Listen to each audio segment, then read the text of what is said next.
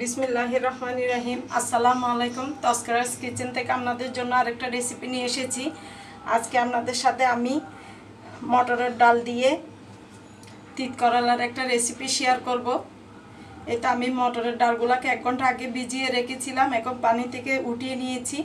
আমি মটরের ডালটা কেন ব্যবহার করি, ছোলার ডাল যেটা আছে সেটা একটু বেশি শক্ত হয়, এটা সিদ্ধ হতে বেশি সময় লাগে। আমি সবজিতে মাংসতে প্রায় সময় আমি মটরের ডালটা ইউজ করি। আজকেও মটরের ডাল নিলাম এখানে, আর মটর ডাল হচ্ছে 125 গ্রাম, মানে 250 গ্রামের অর্ধেক। এবার পরিমাণ মতো তেল গরম করে নিয়েছি। এখানে দিয়ে দিব আমি অল্প পরিমাণে পেঁয়াজ কুচি আর 4-5 কোষ আমি রসুন কুচি দিয়ে দিচ্ছি। এবার দিয়ে দিব মরিচের পেস্ট। এখানে 2 চামচ লাল মরিচের গুঁড়া, 1 চামচ হলুদের গুঁড়া আর পরিমাণ মতো লবণ নিয়ে আমি পেস্ট করে রেখেছিলাম, দিয়ে দিচ্ছি। এই তো মরিচ কষানো হয়ে গেছে। এবার দিয়ে দিব অল্প চিংড়ি মাছ।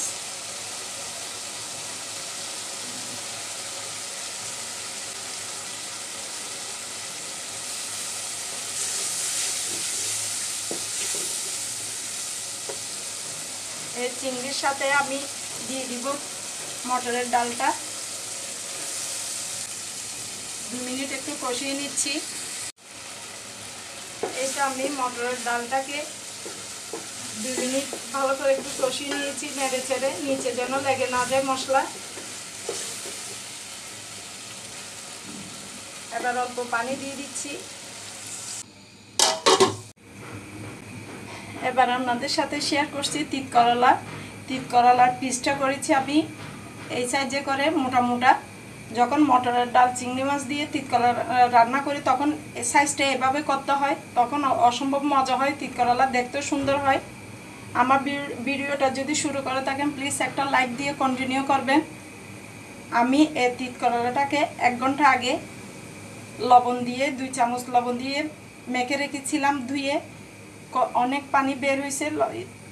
এই যে লবণ দেওয়ার পর আমি এগুলাকে এবার একটু ধুয়ে নিব।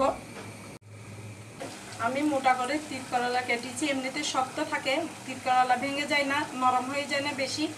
আর পুরাটা যদি একটু সিদ্ধ না হয় তিতা ভাবটা বেশি থেকে যাবে, সেজন্য একটু পুরোপুরি সিদ্ধ করে নিতে হয় তিত করলা।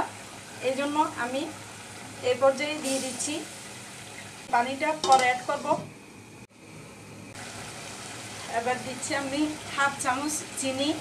এটা আপনারা চাইলে স্কিপ করতে পারেন। আমি একটু তিত করলার মধ্যে একটু দিই, বাচ্চারা খায়, একটু দিলে একটু হালকা যদি একটু মিষ্টি ভাব হয় আর তিতা বলনা খেয়ে ফেলে, এই কারণে আপনারা চাইলে স্কিপ করতে পারেন। যাদের ডায়াবেটিস রোগীরা আছে খাবে তারা আর এই চিনিটা ব্যবহার করবেন না, আমি বাচ্চাদের জন্য দিলাম।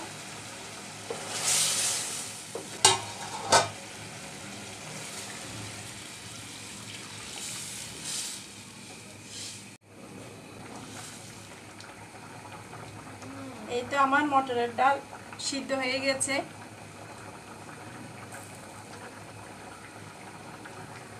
মটরের ডাল দিয়ে তিত করলা হয়ে গেছে। এবার আমি অল্প ধনিয়া পাতা দিয়ে নামিয়ে নিব।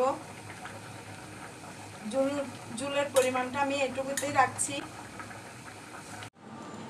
এই তো হয়ে গেল আমার মটরের ডাল দিয়ে তিত করলা, দেখতে এরকমই হয়েছে। মাশাআল্লাহ, আলহামদুলিল্লাহ, খুব সুন্দর কালার হয়েছে।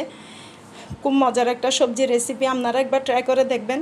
আমার এই মটরের ডাল দিয়ে তিত করলার রেসিপিটা আপনাদের ভালো লেগে থাকলে আমার রেসিপিটাকে একটা লাইক দিবেন, কমেন্ট ও শেয়ার করে দেবেন যেন সবার কাছে পৌঁছে যায়।